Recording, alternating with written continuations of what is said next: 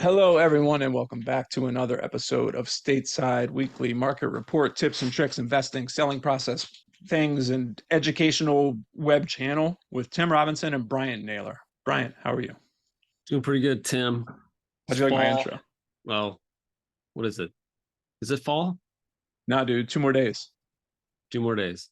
Yeah, 2 more days. It feels like fall, though. It feels like fall. PSLs are back at Starbucks, so it's feeling festive. Scary movies are coming on. I'm excited. That Christmas has is nothing at to do with real Costco. estate. Right? They just I skipped noticed over that. the two major holidays before, Yeah. and just got right into it. But good for them. Anyways, no one cares. We're going to talk a little bit about investing today because it is our investing week on the Stateside Weekly Market Report, tips and tricks, selling process, educational channel. We're still workshopping the title of what we actually call this thing because Market Report is no longer accurate because we talk about other stuff. Anyways, let's get into it. Today, we're going to talk about the difference between wealth accumulation and wealth preservation when it comes to investment properties. It is a bit of a deeper conversation, but we're going to do it within 7 minutes because we're really trying to do that. So, what I mean by that, Brian, I'll give you my thoughts on that and then toss it over to you to see if you agree or disagree. We have really multiple phases for real estate investors. There are Chad Carson just wrote a great book called The Small and Mighty Real Estate Investor, and I'll give him a shout out because he's great. Anyways, he talks about beginners and enders, and then there's some word he used in the middle, but we're not going to talk about those. We're talking about beginners and enders. So in the beginning phase, you buy your first investment property that is not your primary residence, okay? You are looking for multiple things. The reason you got into real estate in the first place, you want some cash flow. Cash flow is cash that you receive above and beyond all the expenses, operating expenses, debt pay down, debt service that you have on that property. It allows you to stay in the game because it is producing positive cash flow after all your expenses. You also get the equity pay down because the tenant is essentially buying the house for you. You get the appreciation of the market, whether it's forced appreciation through repairs you do, or just general appreciation of the market that typically stays at or above the rate of inflation. So you're not losing money as you would be in a low interest rate savings account. And you, of course, you get the tax benefits. So you get to write off the depreciation, operating expenses, property management fees, yada, yada, yada. That is a much deeper conversation. But basically, you're investing to make money. You're investing to get a yield, as you would invest in a stock. You want to get those quarterly dividends, those monthly dividends. You want to get money back. That is kind of the beginning phase, and that would be the wealth accumulation. It is a tool that you utilize to generate wealth, both by cash flow and all the other things that I just mentioned. The other end of the spectrum is you might be at the end of your investing career or have done very well in the early stages of your investing career and have accumulated a lot of capital through cash flow and all these other benefits of real estate. Now you're looking for a way to preserve it. So I bring this up because we have a lot of clients that say, "Hey, I'm on tour in Addis. I'm coming back in 3 years. I really want to live in Bethesda because I want to be in the Montgomery County, school district. But the average price there is, 900,000 to 1.2 million. I would like to buy an investment property there in which to move into when I get there. From a wealth accumulation phase, this doesn't work. It doesn't pencil out. I'm throwing out rough numbers, but let's say you buy a $900,000 house at 7.25% interest. Your monthly mortgage is going to be like $6,300. Is anyone going to rent this 4-bed, 2-bath house in Bethesda for Nowhere near $6,400? that. No. You're going to get 3,500, 3,400, maybe 4,000, depends on the amenities and the fixtures and stuff like that. So that nets you, let's call it negative $2,200 a month. So you're going to be paying $2,200 a month to secure this property, which you are going to move back into in 2 to 3 years when you're done with your tour. Is this a bad investment? No. Are you going to cash flow and generate wealth on the back end as you would a, cheaper investment property?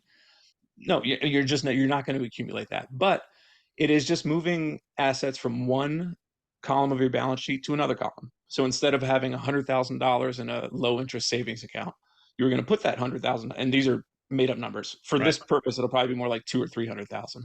But you're moving it from this column to the equity column in your house.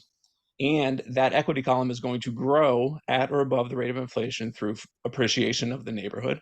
You are also going to get the equity pay down of the tenant buying your house for you over those 3 years.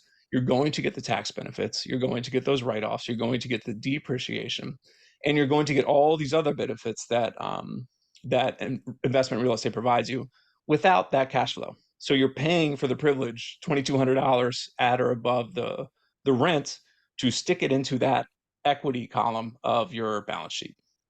Does that make sense?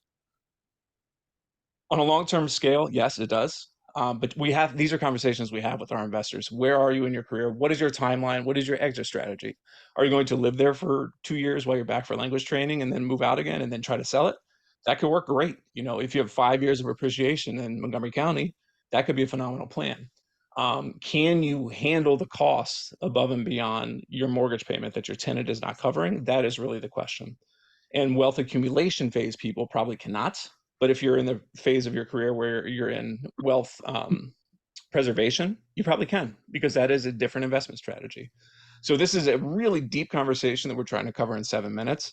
But I just want to touch the broad strokes, because like people say, that's not a good investment property. $900,000 house in Bethesda isn't a good investment property. It depends on where you are. I wouldn't buy it right now because I'm in, kind of wealth accumulation phase. I'm not at the ender phase yet. But if you are, it can be a great investment strategy. So what say you, Bryant? That's a mouthful. Yeah, no, and you're definitely the expert on talking about this stuff. So listening to you talk about this is fantastic. I think before we started recording, you had mentioned, I think it was in the book that you read in the book about, the wealth accumulation phase. People need to make a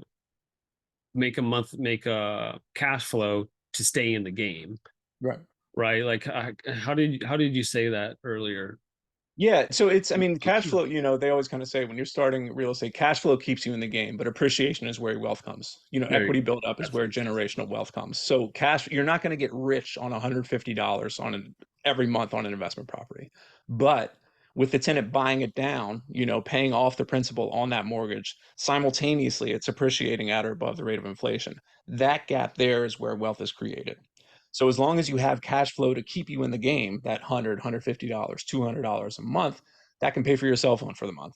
In the meantime, in the background, this is happening. Your equity's building, the appreciation is going up. 10, 15 years from now, it's a whole different picture. That matters for someone that is working a W-2 job and has bills and can't just afford to spend that $2,000 a month to cover the delta between the mortgage and the rent on the $1 million property in Bethesda.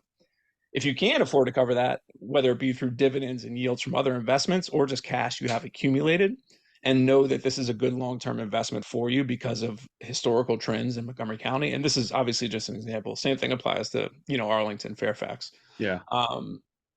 Then it's just a different mindset and different capabilities that you have because of the capital you've accumulated.